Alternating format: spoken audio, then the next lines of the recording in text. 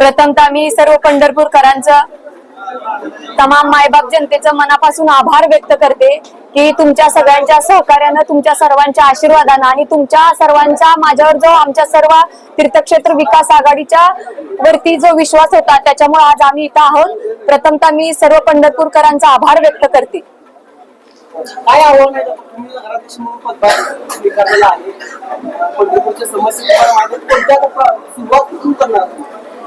ज्याप्रमाणे आम्ही आमचा अजेंडा जाहीर केला होता त्याप्रमाणे धूळमुक्त पंढरपूर, खड्डेमुक्त पंढरपूर, तसंच स्वच्छतेच्या बाबतीत आम्ही हे प्रथम जे हे मुद्दे आम्ही प्रचारात घेतले होते त्या मुद्द्यावर भर देऊन शहराच्या सर्वांगीण विकासाच्या दृष्टिकोनातून धुळीच्या बाबतीत असू द्या, रस्त्यावरील खड्ड्याच्या बाबतीत असू द्या, तसंच स्वच्छतेच्या बाबतीत असू द्या आणि सर्व समस्या सोडवण्याच्या आम्ही सध्या सुरुवात केलेली आहे ऑलरेडी.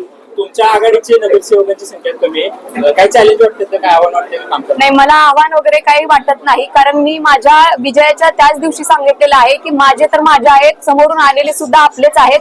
सर्वांना सामावून घेऊन शहराच्या विकासासाठी, इथल्या लोकांच्या सर्वांगीण विकासासाठी आम्ही काम करणार आहोत. कुठलाही गट तट पक्ष पार्टी बाजूला ठेवून लोकांच्या समस्या ज्या आहेत त्या सोडवण्याच्या प्रयत्नातून आपल्या शहराच्या, आपल्या तालुक्याच्या सर्वांगीण विकासाच्या दृष्टिकोनातून काम करत असताना माझ्याकडून कोणाच्याही बाबतीत कसलाही दुजाभाव होणार नाही.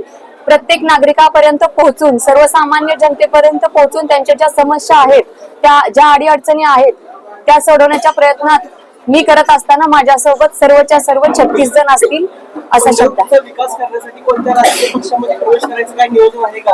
नाही, आता तर तसं काही भाजपमध्ये जाचाल अशी एक चर्चा आहे.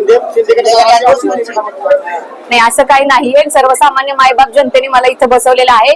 सर्वसामान्य मायबाप जनतेला विचारात घेऊन येणाऱ्या काळामध्ये जो काही निर्णय असेल